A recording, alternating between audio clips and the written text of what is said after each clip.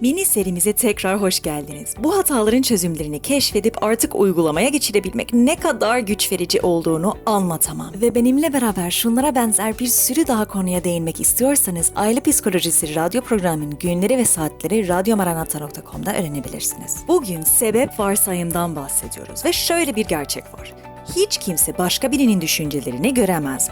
Buna rağmen yakındakilerimiz bizi incitiyorsa bazen düşünceleriyle ilgili yorumlarda bulunuruz. Bunu yapmak doğal olup çok sağlıklı değildir. Çünkü onların sebeplerine dair bir sürü varsayımda bulunuyorsun. Ve bütün varsayımlarla olduğu gibi bu tehlikeli boyutta risklidir. Sebep varsayımdan bahsediyoruz ve şöyle tanımlıyoruz bunu. Birinin sebeplerinin ne olup olmadığını bildiğini düşünmek.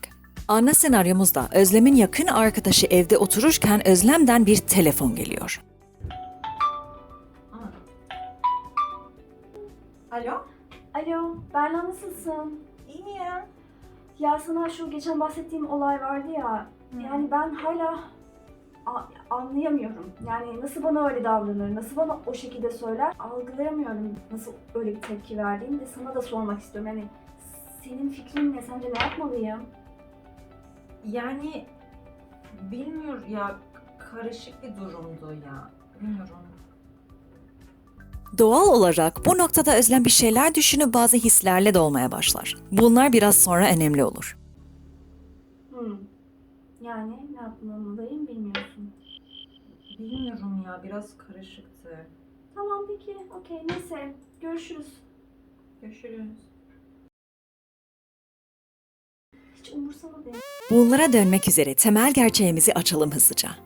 Başka birinin tatsız eylemine baktığında kolayca bir yorumda bulunabiliyorsun. Özlem'in hiç umursamadı yani dediği gibi. Ve bu varsayımları yapmak aşırı doğal geliyor ve kendimizi haklı da sanarız. Fakat şöyle bir gerçek var. Diğer kişinin eylemi buzdağının zivresidir. Onları o eyleme götüren onlarca hayat koşul ve düşünceler oldu ve sen bunlardan hiçbirisini bilmiyorsun. Umursamadığı için öyle davrandı tarzında olumsuz varsayımlar, gereksiz yere negatif duygularımızı körükler. Belki durum düşündüğün gibidir, belki de değildir ama sen asla hangisi olduğunu bilemezsin. Bomba geliyor şimdi. Bilmeyip de negatif olasılığına odaklanmak, kendini gereksiz yere negatif deneyimlere maruz bırakmak demektir. Aynı şeyi farklı sözlerle söylemek için Özlem arkadaşım dertlerimi umursamıyor diye bir negatif düşüncesel deneyimi yaşamak zorunda değildi. Arkadaşının durumuna alakalı da olmayabilir. Hatta alakasız olması daha olası. Gereğinden fazla negatif deneyimi neden yaşatıyoruz kendimize?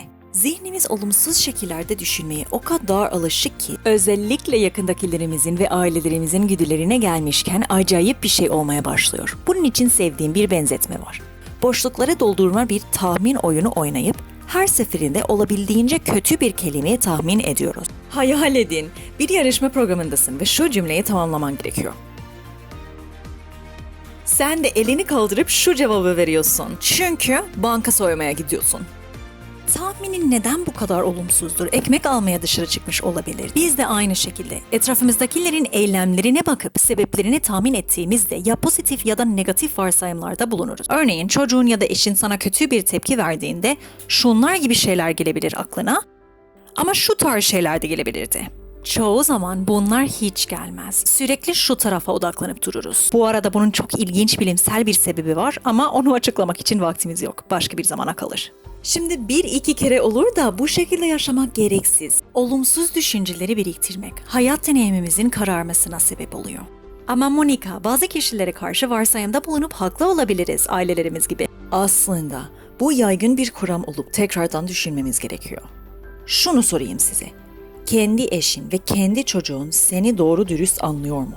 Ailen bazen seni yanlış anlamıyor mu? Bütün eylemlerinin sebeplerini görüyorlar mı? Görmüyorlar. Çünkü ne kadar yakın olsalar da yine de kendi özel düşüncelerine dahil değiller. Düşüncelerinin sırdaşı değiller. Bu gerçek, ilişkinin sağlıklı ya da sağlıksız olmakla alakasızdır. Sadece iki farklı insansınız ve iki farklı mevcudiyet sürmektesiniz. Sen de aynı şekilde onların özel düşüncelerinin sırdaşı değilsin. Bir örnek vereyim. Cem ve Özlem'in çocuk yetiştirme tartışmasını hatırlıyorsun. Her ikisi de of yine dinlemiyor, ne kadar çok kendine odaklı diye düşünebilir. Fakat gördüğümüz gibi Özlem Cem'e odaklanıp konuşturduktan sonra Cem'in bir korkusu ortaya çıktı. Bütün eylemlerinizin arkasında bir sürü hassas olan korkular, ümitler, yaralar vesaire vesaire var. Diğer kişi de bunların hiçbirisini göremez. Çok güven dolu bir ilişkiye sahip olup bunları iletsek de sürekli hatırlatmamız gerekir. Çünkü göz önünde değiller ve daima onlara biraz yabancı gelir. Algılayamıyorum nasıl öyle bir tepki verdiğini de sana da sormak istiyorum. Yani senin fikrin ne? Sence ne yapmalıyım? Yani bilmiyorum ya, karışık bir durumdu ya. Bilmiyorum. Sanırım açık oldu ki bunun çözümü frene basıp diğer kişinin eylemlerinin sebeplerine dair hiçbir şey düşünmemektir. Ben onun deneyimlerinden geçmiyorum, ben onun yaşadıklarını yaşamıyorum, ben onun düşüncelerini bilmiyorum ve dolayısıyla ben onun eylemlerinin sebeplerine dair bir fikir edinmiyorum diye düşünmek bizim hedefimizdir.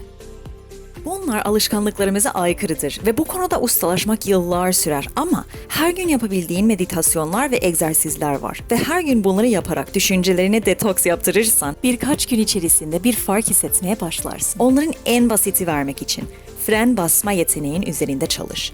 Öylesine baka kalmaya çalış ve o anda diğer kişiye dair zihnini boşaltmaya çalış. Bu fazla zor gelip eğer muhakkak bir şey düşünmek zorundaysan o şey ilginç, neden öyle yaptı acaba diye düşünüp cevap olarak kendi kendine sebebini bilmiyorum demek olsun. Neyse o zaman sen çalış, sonra konuşuruz. Tamam. Görüşürüz. Ondan ayrı olarak bu konular diğer kişiyle konuşulacak. Fakat asla o aynı anda konuşmaya kalkma. Duyguların hassas, kendine biraz zaman ver. Frene basıp saygılı ve sağlıklı bir şekilde kendi ihtiyaçlarını iletebileceğinden emin olup o sohbeti başka bir zamana ayır. Ya bu konu benim için gerçekten çok önemliydi de ben aslında o yüzden hani şu an konuşamam dersen hani işin bittiği zaman beni arasan ama mutlaka konuşsak. Evet, tamam. Son bir seçenek olarak kafan ve kalbini bir sürü negatif varsayımla doldurmak yerine direkt öbür kişiye sorabilirsin. Onlar kendi eylemini anlatsınlar. Sonuçta onların öyle bir hakkı var. Ya Berna bir şey mi oldu? Yani aklında bir şey mi var? Yo, bir sınavım var ya bu hafta sonu. Ay, O yüzden biraz hazırlık yapıyorum. Onların bir sebebi var sonuçta. Onu öğrenip rahatlarsın ve tamam deyip yoluna devam edersin. İyi denemeler. Deneyimlerinizi bana iletmek isterseniz Instagram sayfamda bana yazabilirsiniz. Emin olun ki ilerleme mümkündür. Bütün çabalarımıza kesinlikle değer. Bir sonraki videoda görüşürüz.